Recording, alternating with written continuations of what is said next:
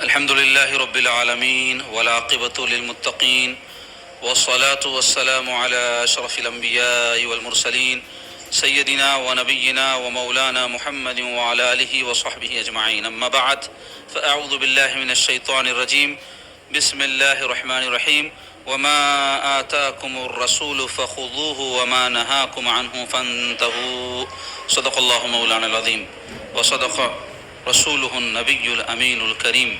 وقال تبارك وتعالى في عظمة حبيبه الكريم: إن الله وملائكته يصلون على النبي يا أيها الذين آمنوا صلوا عليه وسلموا تسليما. اللهم صل على سيدنا شفيعنا حبيبنا ونبينا ومولانا محمد وعلى آله وصحبه وبارك وسلم. اللهم صل وسلم وبارك على حال محمد وعلى آل محمد. حاضرین و ناظرین کرام، السلام علیکم ورحمۃ اللہ وبرکاتہ. پچھلے درس حدیث پاک میں نے ایک حدیث شریف آپ کے سامنے بیان کی تھی، اس کا ترجمہ کیا تھا اور اس کے کچھ حصے کی تشریح بھی کی تھی. آج بھی انشاءاللہ تعالیٰ اسی حدیث پاک کے باقی حصے کی تشریح آپ کے سامنے بیان ہوگی، مگر اس سے قبل حدیث پاک کا عربی متن اور ترجمہ سماعت کریں. وعنہ ان رسول اللہ صلی اللہ علیہ وسلم قال: اربع اذا کن فیک علیک ما فاتک الدنیا: حفظ امانت وصدق حدیث وحسن خلیقت وعفت فی طعمہ. رواہ احمد والبیہقی فی شعب الایمان. یعنی یہ حدیث پاک امام احمد بن حنبل رحمۃ اللہ علیہ نے اپنے کتاب میں اور امام بیہقی نے اپنے کتاب شعب الایمان میں نقل کیا ہے. ترجمہ حدیث پاک ہے حضرت عبداللہ ابن عمر رضی اللہ تعالیٰ عنہ سے ہی مروی ہے کہ نبی اکرم صلی اللہ تعالیٰ علیہ وآلہ وسلم نے فرمایا: اگر تیرے اندر 4 چیزیں ہیں تو دنیا تجھ سے فوت ہو جائے تب بھی کوئی حرج نہیں. حفاظت امانت، سچی بات، اچھی عادت، کھانے میں عفت. تو اس حدیث پاک میں سرکار پاک علیہ الصلوۃ والسلام یہ بات ارشاد فرما رہے ہیں کہ اگر کسی شخص میں 4 خصلتیں یہ جو آگے بیان ہو رہی ہیں پائی جاتی ہیں، تو ایسے شخص کی اگر دنیا فوت ہو جائے، یعنی دنیا اس کے پاس نہ ہو، مال، متاع، عزت، شہرت، تو کوئی حرج نہیں. جبکہ حقیقت میں مال، دولت، عزت، شہرت کو انسان قیمتی اور اہم چیز سمجھتا ہے، لیکن حقیقت میں یہ خصائل 4 اگر کسی میں ہیں تو وہ بہت بڑی دولت ہے جو اس کو آخرت میں کام آئے گی. تو اس میں سے پہلی چیز کیا ہے؟ حفاظت امانت، یعنی امانت کی حفاظت کرنا. اس کی تفصیل میں نے پچھلے درس میں بیان کر دی. دوسری خصلت کیا ہے؟ سچی بات، یعنی سچی بات کہنے کا وہ عادی ہو. تیسرے اچھی عادت، یعنی نیک سیرت، اچھے اخلاق. چوتھے کھانے میں عفت. تو ابھی میں ایک کی تشریح ہو گئی، اب جو 3 ہیں اس میں ایک پہلی بات کیا ہے؟ حضور علیہ الصلوۃ والسلام فرماتے ہیں صدق حدیث. حدیث شریف کے جو لفظ ہیں، حدیث کہتے ہیں بات کو اور صدق کہتے ہیں سچائی. تو سچ بات کہنا، اس کی ہمارے دین میں بڑی اہمیت ہے اور بڑی تاکید ہے. حضور علیہ الصلوۃ والسلام سے کسی نے پوچھا: یا رسول اللہ، کیا کوئی مسلمان بزدل ہو سکتا؟ حضور فرمائے: ہاں ہو سکتا. یا رسول اللہ، کوئی مسلمان بخیل ہو سکتا؟ تو بولے ہاں ہو سکتا. یا رسول اللہ، کوئی مسلمان جھوٹا ہو سکتا؟ حضور فرمائے نہیں. یعنی مسلمان کے اندر بزدلی بھی آ سکتی، بخل بھی آ سکتا، لیکن مسلمان کی پہچان سچ سے ہوتی ہے. اتنی اہمیت ہمارے دین میں سچائی کی ہے، لیکن آپ دیکھیں ہمارے معاشرے میں جھوٹ بولنے کو کوئی زیادہ بری بات نہیں سمجھا جاتا. یعنی اس درجے جھوٹ کے ہم عادی ہو گئے کہ جو بات سیدھی سیدھی کہی جا سکتی ہے اس کو بھی گھما پھرا کے کرنے اور خلاف واقعہ بیان کرنے کی عادت ہو گئی. حضور علیہ الصلوۃ والسلام ارشاد فرماتے ہیں کہ سچ بولا کرو، کیونکہ سچائی نیکی کی طرف لے جاتی. آدمی سچ بولتا رہتا ہے یہاں تک کہ سچوں میں لکھ دیا جاتا ہے فرماتے. اور سرکار فرماتے ہیں جھوٹ سے بچو، کیونکہ جھوٹ برائی کی طرف لے جاتی ہے. آدمی جھوٹ بولتا رہتا ہے یہاں تک کہ جھوٹوں میں لکھ دیا جاتا ہے. اور سچ بولنے والے کا ٹھکانہ جنت ہے، جھوٹے کا ٹھکانہ جہنم ہے. اور ایک جھوٹ کی برائی کسی میں پیدا ہو جائے تو 10 قسم کی اور بری خصلتیں اس میں پیدا ہو جاتی ہیں، اور اس کا نقصان دنیا اور دین دونوں میں ہوتا ہے انسان کو جھوٹ بولنے کا، کیونکہ سچ کے مقابلے میں جھوٹ ہے۔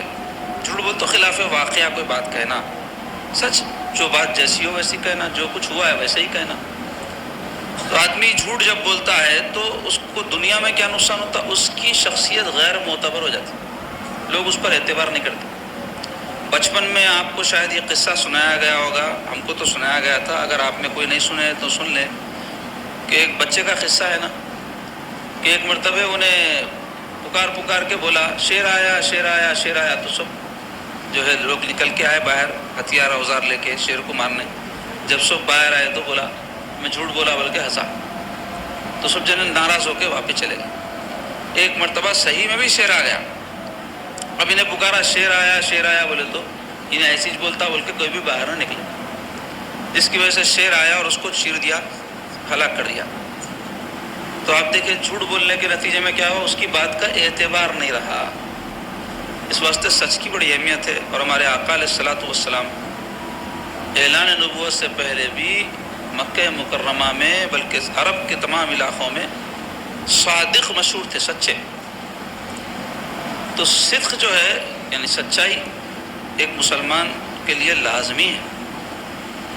بعض صورتیں ایسی ہیں جس میں مجبوری ہے وہ، اور آدمی سچ نہ بول سکے تو معاف کر دیں گے اللہ تعالیٰ، لیکن ویسے موقع پر بھی آدمی سچ بول کے اگر کوئی تکلیف برداشت کر رہا ہے سچ کی خاطر تو اس کے لیے بڑا اجر ہے۔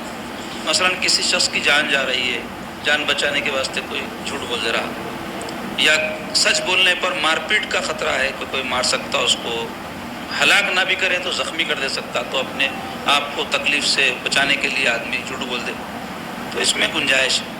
لیکن یہ جو روز مرہ کے معاملات ہیں ہمارے، اس میں لوگ جو جھوٹ کے عادی ہو گئے ہیں، اور آپ دیکھیں فونوں پہ بات کرتے وقت لوگ جو ہے بہت جھوٹ بولتے ہیں، رہتے ایک جگہ ہوں ایک جگہ بولتے، سوتے رہتے اٹھ کے بولتے میں کام پہ ہوں بولتے، اور نہ صرف خود جھوٹ بولتے بلکہ اپنے بچوں کو بھی عادی بناتے اس کا۔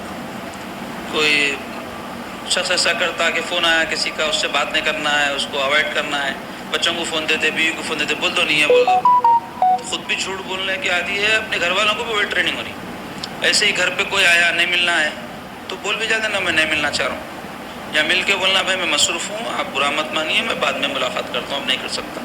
ہمت نہیں رہتی لوگوں کو فیس کرنے کی، کسی قرضہ لیے ہوئے رہتے، ان کو وعدہ خلافیاں کرے ہوئے رہتے تو ڈرتے، تو کیا کرتے، بچوں کو بیوی کو بولنے لگاتے نہیں ہے بولو، باہر گئے ہوئے بولو، 15 دن کے نہیں آتے بولو۔ اب وہ ایک جھوٹ کو نبھانے کے واسطے کئی جھوٹ بولتے ہیں، اس کی وجہ سے انسان کی شخصیت لوگوں کی نظر میں غیر معتبر ہو جاتی ہے۔ تو جھوٹ سے بچنا اور سچ کو اختیار کرنا ایک مسلمان کے نزدیک لازمی ہے، اور ایک جھوٹ کی عادت آدمی چھوڑ دیا تو کئی دوسرے بری عادتیں اس سے چھوٹ جاتی ہیں۔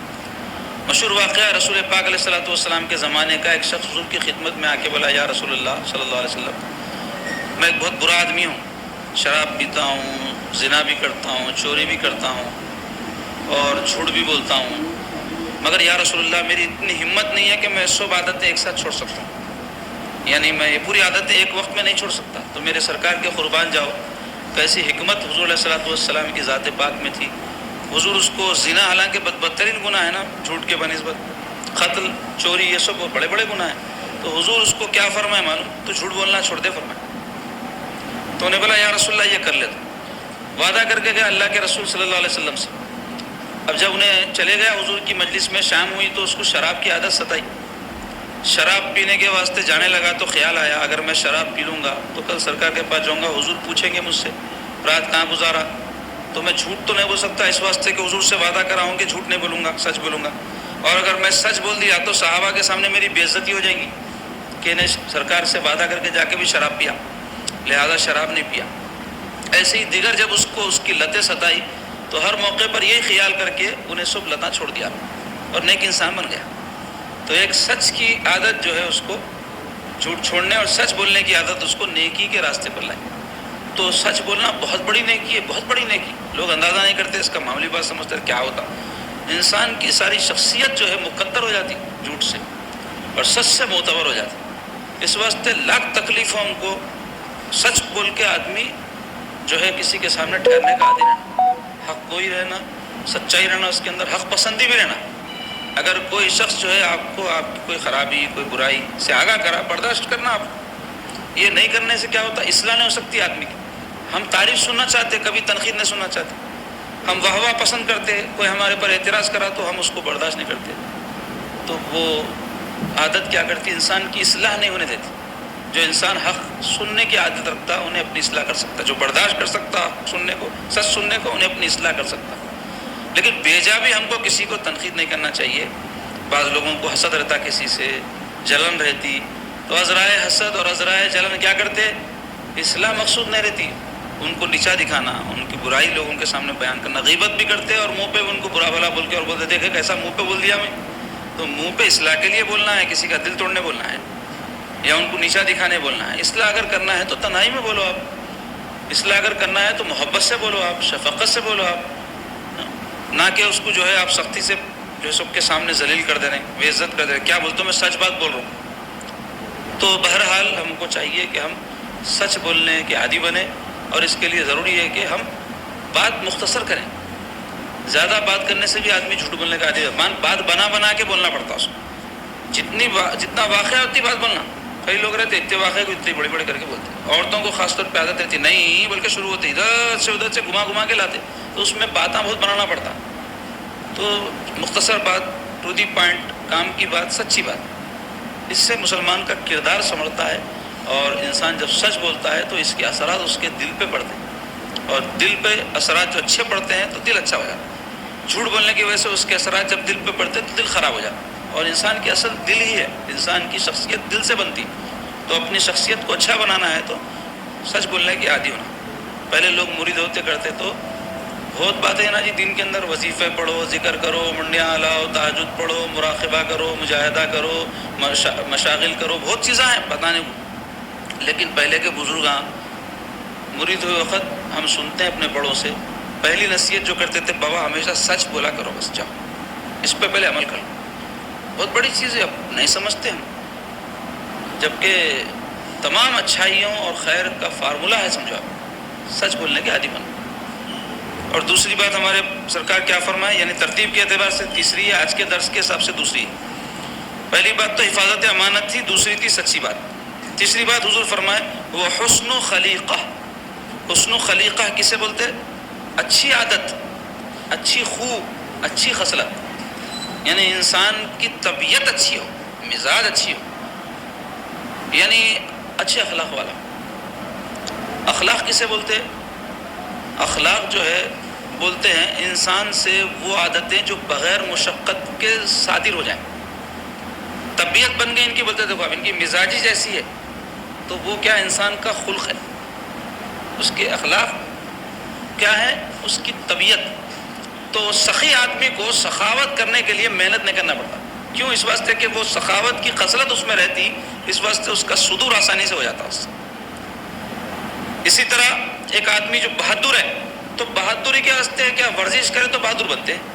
کئی ایسے ہیں سانڈوں کے سلیقے محنت کر کے سب کر کے دل چھوٹا ہے ان کا، خص ہو جاتے ہیں. تو وہ خصلت ہے وہ. تو بہادر آدمی دبلا پتلا بھی رہا تو بہادری کی خصلت جب اس میں رہتی تو اس کو بہادری کا اظہار کرنے کے واسطے مشقت نہیں اٹھانا پڑتا.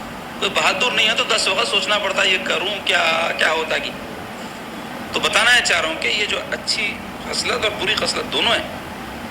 تو بری خصلت کے آدمی کو حسد ہے، حسد کرنے کا واسطے مشقت نہیں اٹھانا پڑتا، ہر بات پہ اس کو کسی سے حسد ہو جاتا، ہر بات پہ حسد، بری خصلت. تو بعض چیزیں جو ہے اللہ تعالیٰ کی طرف سے خدا داد بولتے نا، ویسے انسان کی طبیعتوں میں اچھی عادتیں رہتی، کسی میں زیادہ کسی میں کم. اگر کسی کو زیادہ اچھی خصلتیں نصیب ہوئی تو اللہ کی بہت بڑی اس کے پاس نعمت اور اللہ کا کرم ہے. لیکن کوئی بھی انسان مجاہدات کے ذریعے، اچھی صحبتوں کے ذریعے، محنت کے ذریعے اپنی بری خصلتوں کو کم کر کے اچھی خصلتیں بڑھا سکتے. اگر یہ ممکن نہ ہوتا تو اچھی خصلتوں کو اختیار کرنے کی ہمارے سرکار تاکید نہیں فرماتے تھے. ہمارے دین میں اتنی تاکید آئی ہے اخلاق کے بارے میں کہ کیا بیان کروں میں آپ کو. سرکار پاک علیہ الصلوۃ والسلام ایک مقام پہ فرماتے ہیں کہ انسان جو ہے عبادت کے ذریعے جو مرتبہ حاصل نہیں کر سکتا، اخلاق کے ذریعے حاصل کر لیتا. فرمائے یعنی عبادت محنت کا کام ہے. نماز آسانی سے پڑھتے کیا مشقت ہوتی نا, کھڑے ہو بیٹھو اور آپ کے قاعدے میں بیٹھو, کھڑے رہو, اٹھو, وضو کرو, سردیاں رہے تو بھی کرو, یہ سب محنت ہے. روزہ رکھے تو پیٹ چلتا, آسان ہے روزہ. حج تو اور مشقت والا کام ہے, زکوٰۃ میں پیسے خرچ ہوتے, فری میں ثواب نہیں ملتا زکوٰۃ میں, تو یہ سب کام محنت کے ہیں. تو سرکار فرماتے ہیں کہ انسان کئی ایسے ہوتے بہت عبادت نہ کر کے بھی جو مرتبہ نہیں پا سکتے. اخلاق اچھے ہو تو آدمی اس مرتبے پر آسانی سے پہنچ جاتا ہے. اور سرکار پاک صلی اللہ علیہ وسلم فرمائے کہ تم میں میرے نزدیک محبوب شخص وہ ہے جس کے اخلاق اچھے ہیں. آپ غور کرو اس بات پہ, سرکار یہ نہیں فرمائے تم میں میرے نزدیک محبوب ہے جو بہت نمازی ہو, تم میں میرے نزدیک محبوب ہے جو بہت روزے رکھنے والا ہو, بہت زکوٰۃ دینے والا ہو, بہت حج و عمرے کرنے والا ہو. فرمائے تو کیا فرمائے, تم میں میرے نزدیک محبوب سرکار کا پسندیدہ کون ہے جس کے اخلاق اچھے ہیں. اور ہر دین کی ایک جو ہے پہچان ہوتی ہے. آپ دیکھو ہمارے دین کی پہچان عبادت نہیں ہے, ہمارے دین کی پہچان اخلاق ہے, اچھی خصلتیں ہیں, نیک خو. انسان کی فطرت اور طبیعت اچھی ہو جی تو پھر خود اس کو سکھانا نہیں پڑتا کہ تم ان کے ساتھ ایسا رہو, ان کے ساتھ ویسا رہو. آج ہمارے اخلاق گھٹیا ہو جانے سے, بری خصلتیں ہم میں زیادہ ہو جانے سے ہمارا معاملہ ہر ایک کے ساتھ خراب ہے. رویہ انسان کا اخلاق سے بنتا اور رویوں کی بڑی اہمیت ہے. آج ہمارے رویے مختلف جو ہمارے تعلقات ہیں اس میں بڑے برے ہیں. رسول پاک علیہ الصلوۃ والسلام کے اعلیٰ اخلاق کو قرآن میں اللہ نے کیسے ذکر فرمایا, وَإِنَّكَ لَعَلَىٰ خُلُقٍ عَظِيمٍ, اور بے شک آپ اخلاق کے عظیم مرتبے پر ہیں.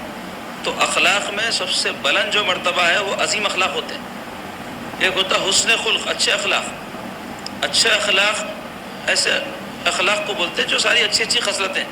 لیکن عظیم اخلاق کس کو بولتے ہیں, وہ اخلاق جو نمونہ ہو دوسروں کے لیے. یعنی اخلاق میں اس سے اعلیٰ کوئی مرتبہ نہیں ہو سکتا, اس سے بلند کوئی مرتبہ اور کوئی شان نہیں ہو سکتی, اس کو کہتے ہیں اخلاق عظیم. تو اللہ تعالیٰ ہمارے سرکار کے اخلاق کو کیا فرمائے, آپ عظیم اخلاق پر. اور حضور پاک علیہ الصلوۃ والسلام فرمائے, بعثت لأتم مکارم الاخلاق, میں بھیجا ہی اس لیے گیا ہوں تاکہ اخلاق کو درجۂ کمال کو پہنچا دوں, درجۂ کمال.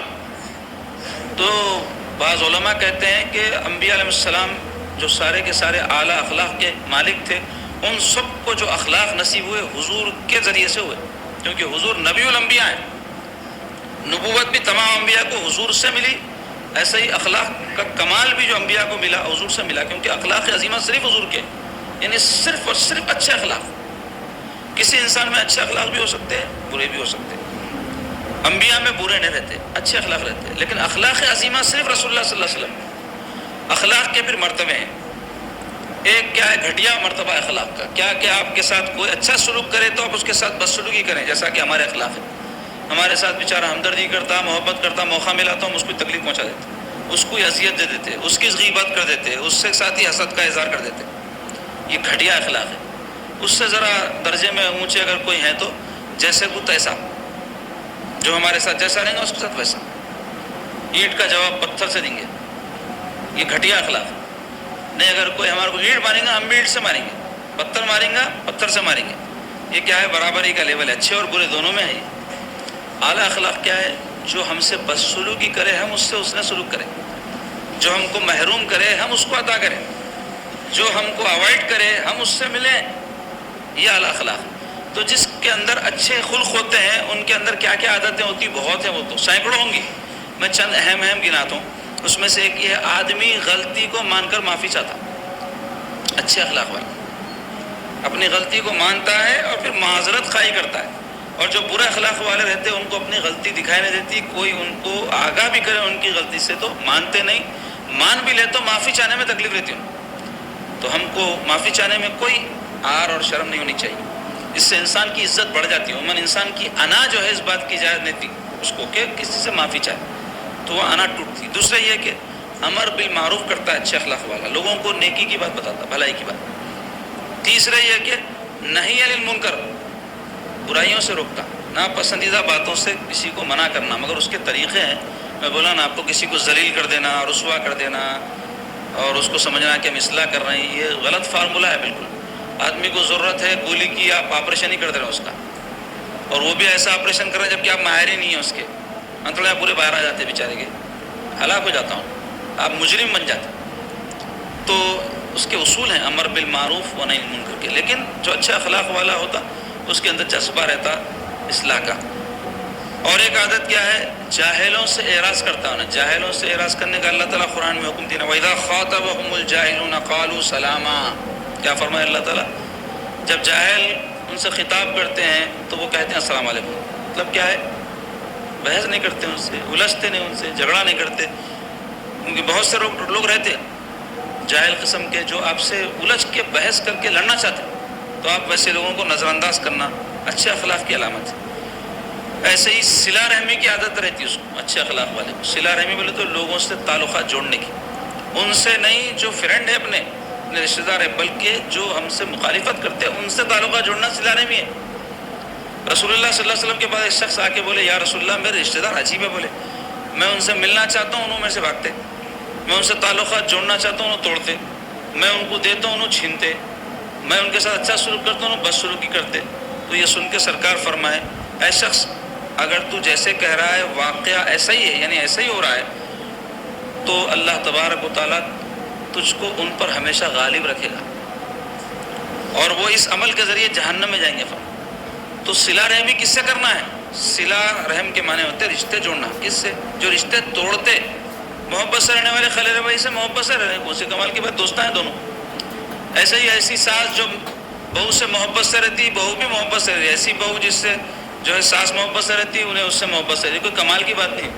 ایسی ساس جو بہو کو برا بھلا بولتی، بہو اس سے محبت سے رہتی. ایسی بہو جو ساس کو برا بھلا بولتی اور ساس محبت سے رہتی. ایسے ہی ننند بھاوج، دیورانی جٹانی، پڑوسی، تمام جو تعلقات ہیں اس میں سامنے والے سے ہم کو کوئی اذیت پہنچے اور ستایا انہیں، ہم کو برا بھلا بولا، ہم معاف کر دے رہے ہیں، اس کو بھول جا رہے ہیں، تو اس میں انسان کی توہین نہیں ہوتی. لوگ سمجھتے اگر ہم کوئی ایسے شخص کو جو ہم سے بے عزتی سے پیش آیا ملاقات کرے تو لوگ بولیں گے ڈر گیا، کچھ بھی سمجھ لیں. تو بھائی لوگوں سے سرٹیفکیٹ لینے کی چکر ہی تو برباد کر دی آج کل ہم کو. یہ بڑے بڑے دعوتاں، یہ دھوم دھڑا کے، یہ اچھے اچھے کپڑے دکھاوا کہیں کو ہو رہا، خالی لوگوں کے واسطے ہو رہا. انہوں کیا بولیں گے، انہوں کیا بولیں گے، انہوں جو ہے ہمارے کو کیا خیال کریں گے، ان کے دل میں کیا آتا کہ ہمارے بارے میں. کس کس کو خوش کرتے جی؟ ہزاروں پہچانت کیا آپ کے. ایک اپنے رب کو، اس کے رسول کو خوش کر لو، دنیا آخرت دونوں سمجھ جاتے. سب کو خوش نہیں کر سکتے. میں اس سے پہلے بھی سنایا تھا ایک واقعہ، میرے والد بزرگوار قبلہ سنایا کرتے تھے ہم کو سمجھانے کے واسطے کہ لوگوں کو راضی کرنے کے چکر میں نہیں رہنا، البتہ ہمارا کام درست رہنا، اب اس سے کوئی خوش ہو ناراض ہو ہم کو پرواہ نہیں رہنا. تو واقعہ کیا سناتے تھے بولتے ایک باپ بیٹے گھوڑے پہ بیٹھ کے جا رہے تھے، ایک بستی سے گزرے، لوگ دیکھ کے بولے ارے کیا ظالم لوگ ہیں جی، ایک گھوڑے پہ دو بیٹھ کے جا رہے ہیں، ہٹے کٹے، گھوڑے کو کیا تکلیف ہو رہی ہوں گی. تو باپ سن کے بولا صحیح بول رہے ہیں، بول کے اتر گیا، بیٹے کو بٹھا دیا. دوسری بستی کے پاس سے گزرے لوگ دیکھ کے بولے کیا نامعقول بیٹا ہے، بولے باپ کو پیدل چلا رہا خود گھوڑے پہ بیٹھ کے جا رہا. تو بیٹا بولا صحیح ہے ابو، میں اتر جاتا ہوں، آپ بیٹھ جاؤ. باپ کو بٹھا دیا. اور ایک بستی کے پاس سے گزرے، وہ بستی والے دیکھ کے بولے کیا ظالم باپ ہے، معصوم بیٹے کو پیدل چلا رہا، خود گدھے کے طریقہ ہے گھوڑے پہ بیٹھ کے جا رہا. باپ سن کے انہیں بھی اتر گیا، گھوڑے کی لگام پکڑ کے پیدل جانے لگے. ایک بستی کے پاس سے گزرے، وہ بستی والے دیکھ کے بولے بیوقوف ہے، سواری رکھ کے پیدل جا رہے ہیں. تو دنیا کا یہ حال ہے. تو سب کو آپ راضی نہیں کر سکتے، اور یہ چکر میں آدمی رہا تو انہیں بناوٹی ہو جاتا.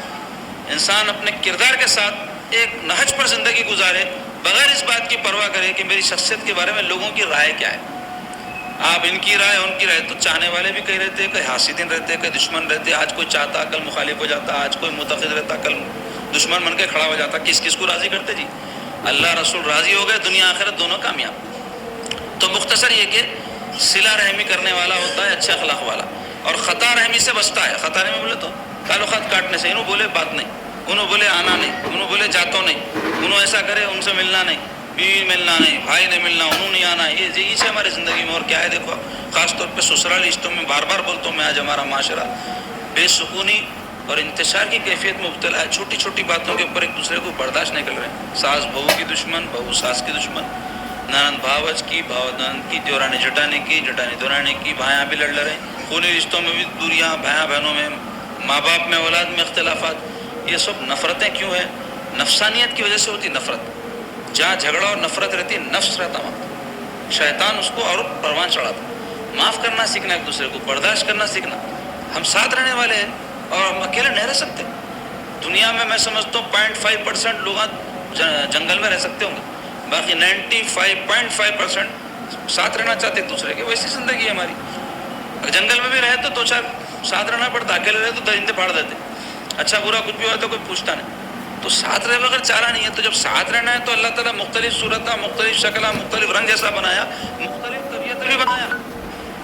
ہم ہر کوئی آپ کا موافق نہیں ہو سکتا، لے کے چلنے آنا. تو اس سے زندگی اچھا گزرتی. تو خطا رہ بھی نہیں کرنا، یعنی تعلقات کٹ نہیں کرنا، ہوا بھول جانا، زندگی آگے بڑھاتے رہنا. نہیں تو زندگی تنگ ہو جاتی. روزانہ آپ کا حلق دبا ایسا نہیں دکھتا اگر ایسی طبیعت رہی تو لوگوں کو برداشت نہیں کرنے کی. اور ایک چیز کا ہے، محروم کرنے والے کو عطا کرنا بہت بڑی بات ہے. کسی کو محروم نہیں کرے تو بس ہے. اور ایک عادت کیا ہے اچھے اخلاق والے کی، ظالم کو معاف کر دیتا ہے. یہ بھی بہت بڑی بات ہے. اور ایک عادت ہے خندہ پیشانی سے ملنا، یعنی ہنس کے، چہرہ بنا کے نہیں، چڑچڑا بنا نہیں، اجھڑ بنا نہیں. ہمارے آقا علیہ الصلوۃ والسلام کی سنت مبارکہ تھی، ہمیشہ مسکراتے رہتے تھے. جبکہ حضور جب جو ہے امت کا خیال فرماتے یا اللہ تعالیٰ کے خشیت کا غلبہ ہوتا تو سینہ اقدس کے اندر ایسی بھوک اٹھتی تھی حضور کو کہ جس کی وجہ سے دیگچی جیسا پکی تو کھت کھت آواز آتی نہیں ویسی آواز آتی تھی جب حضور روتے تو. لیکن جب لوگوں سے ملتے تو ایسا چہرہ انور ہوتا. بھول جاتے تھے صحابہ سو بھی غم و آلام اپنے. شاعر کیا کہتا ہے؟ بھول جاتے تھے صحابہ سو بھی غم و آلام اپنے، دیکھ لیتے تھے جو سرکار کو آتے جاتے. دیکھ لیتے تھے جو سرکار کو آتے جاتے. ایسا حسن سرکار کا اور اس پر مسکراہٹ کی ایسی تاب تھی کہ کوئی دیکھ لیتا تو اس کے تمام غم اور اندوہ دور ہو جاتے. تو ہماری بھی صورت مسکراتی ہوئی رہنا. کئی لوگ ایسے رہتے بیچارے اندر سے اتنا ان کو کیا غم رہتا نہیں معلوم، ناشکری ہے کہ انہوں ہنسے بھی تو ایسا نہیں دکھتا. تو ایسا نہیں رہنا. انسان کا چہرہ مسکراتا رہنا، چھیچورا پنا نہیں کرنا، غیر ضروری بھی نہیں ہنسنا، بہت بھی نہیں ہنسنا، لیکن مسکراتے رہنا حضور کی سنت. تو خندہ پیشانی سے ملنا، کسی کو تکلیف نہ دینا چاہے ہم کو وہ تکلیف دیتے. اور ایک عادت ہے نرم مزاجی رہنا، ترش بھی نہیں رہنا، جھڑک دینا، کسی کو بھی برا بلا بول دینا، آنکھ پہ آ جانا، غر کرنا، بری عادت ہے. انسان کو مجبوری کے تحت کوئی برداشت کر لیتا، ورنہ اس کے جذبات یہ رہتے میں بھی کھدل دیتا ہوں تیرے کو، بھائی نہیں کر سکتا ہوں، نہیں اس واسطے خاموش بیٹھتا ہوں. تو اس واسطے ہماری طبیعت میں نرمی رہنا، کوئی بولے تو برداشت کرنا. اور غصہ پی جانا اچھی عادتوں میں سے ہے. اور معاف کرنے کی عادت، کوئی غلطی کرا معاف کر دینا، بھول جانا. اور مسلمانوں کی خیر خواہی رہنا، کسی کو کوئی رستہ مالی فائدے کا، دینی فائدے کا، جسمانی فائدے کا، اخلاقی فائدے کا بتا سکتے تو فوری بتا دینا. خیر خواہ رہنا، ہمیں جذبہ رہنا، اپنے کیا کرنا ہے، بول کے فائدہ کیا، سنتے نہیں ایسا نہیں رہنا، سنے نہ سنے، کرے نہ کرے. کچھ بھلائی کسی کی ہو سکتی ہے گائیڈ کر دینا، اس کو رہنمائی کر دینا. مظلوم کی مدد کرنا، لوگوں میں صلح کروانا، مسلمانوں کے لیے دعائیں مغفرت کرنا، کمزوروں کی کفالت، مجبور ہے، بیوہ ہے، بوڑھا ہے، چھوٹے بچے ہیں، مالی طور پہ کمزور ہے، یتیم ہے، ان کی کچھ بھی کفالت کر سکتے، ذمہ داری اٹھا سکتے تو اٹھانا. اور بھی بہت ساری باتیں ہیں کیونکہ اخلاق کا موضوع ایسا ہے عمر بھر بھی کہتے رہے تو کم ہے. تو حضور کیا فرمائے، اچھی عادت کا اگر کوئی حامل ہے اور پوری دنیا فوت ہو جائے اس کی، یعنی مال دولت عزت بچے سب مر گئے، کچھ بھی نقصان نہیں ہے. وہ یہ خصلت اگر ہے تو بہت اعلیٰ خصلت ہے. اور آخری بات، کھانے میں عفت. عفت بولتے پاکیزگی کو، کسی بری چیز سے دامن بچانے کو بولتے. تو کھانے میں عفت کیا ہوتی ہے، حرام کھانے سے بچنا. اور اس کے تحت شرح حدیث میں لکھا گیا ہے جو باتیں لقمے میں عفت، جس کو عفت فی طعمہ، کھانے میں عفت بیان کیا گیا، کیا ہے؟ ایک یہ کہ لقمہ حرام سے اجتناب. اجتناب بولتے کوشش سے کسی چیز سے بچنے کو بولتے، کوشش کر کے بچنا پڑتا حرام سے، کیونکہ نفس کے اوپر بار رہتا. حرام چیز آسانی سے میسر آتی، حلال مشکل سے ملتا ہے، اس واسطے مشکل سے بچنا پڑتا اس سے. تو کیا ہے، لقمہ حرام سے اجتناب. دوسرے، قدر ضرورت پر اکتفا، یعنی آمدنی میں حرص نہیں کرنا، قناعت سے کام لینا. تیسری چیز کیا ہے، وعفت فی طعمتوں کی تشریح میں کھانے میں کثرت نہ کرنا، یعنی حلال بھی ہے تو خوب نہیں کھانا. یہ تین باتیں ملائے تو لقمے میں عفت، کھانے میں عفت شمار ہوتی. تین باتیں مل کے، تین باتوں کا مجمع ہے کھانے میں عفت. تو غور کرنا کہ آمدنی جو آ رہی پہلے حلال ہے آرام. دوسری چیز کیا غور کرنا ہے کہ بہت زیادہ کی چکر میں نہیں رہنا، حرص. تیسرا یہ اب جو حلال مل گیا یہ سب چیزوں کے بعد اس میں خوب کھانے کی عادت نہ رہنا. تو جب حلال ہی ہے تو خوب نہیں کھانا ہے تو حرام تو کھا ہی نہیں سکتا مسلمان. اب مسلمان کیا سمجھتے ہیں، کوئی دعوت دیا، ولیمے کی، تو سنت ہے وہ تو. اب سنت ہے بولے تو اس سنت پہ عمل کرنے کے واسطے جا کے سنت کھانا ہے بول کے ڈبل ٹیبل کھا جاتے. دعوت قبول کرنا سنت ہے، کم کھانا بھی ایک سنت ہے، وہ نہیں مانو. کتنی اچھی دعوت رہو، کتنا ہی لذیذ کھانا رہو، حکم یہ ہے کہ آدمی کو بھوک باقی رہتے ہوئے چھوڑے. پیٹ بھر کے نہیں کھانا ہے. پیٹ بھر کے اگر کوئی کھا رہا، حضور پاک صلی اللہ علیہ وسلم کی سنت کی مخالفت کر رہا ہوں. کیونکہ سیدہ عائشہ صدیقہ رضی اللہ تعالیٰ عنہ ام المومنین فرماتی ہیں حضور کے دنیا سے تشریف لے جانے کے بعد سب سے پہلی بدعت جو مسلمانوں میں عام ہوئی، بدعت بہت سنتے نا آپ لوگ درگاہوں کو جانا، فاتحہ دینا، یہ سب بدعت بولتے. یہ بدعت نہیں بتاتے لوگ، جبکہ خود یہ بدعت میں وہ لوگ زیادہ مبتلا ہے. جو سیدہ عائشہ فرماتی ہیں کہ حضور پاک صلی اللہ علیہ وسلم کے دنیا سے تشریف لے جانے کے بعد سب سے پہلی بدعت جو شروع ہوئی وہ کیا تھی؟ پیٹ بھر کے کھانا. پیٹ بھر کے کھانا سب سے بڑی بدعت ہے، جو حضور کی پہلی بدعت ہے جو حضور کے بعد شروع ہوئی.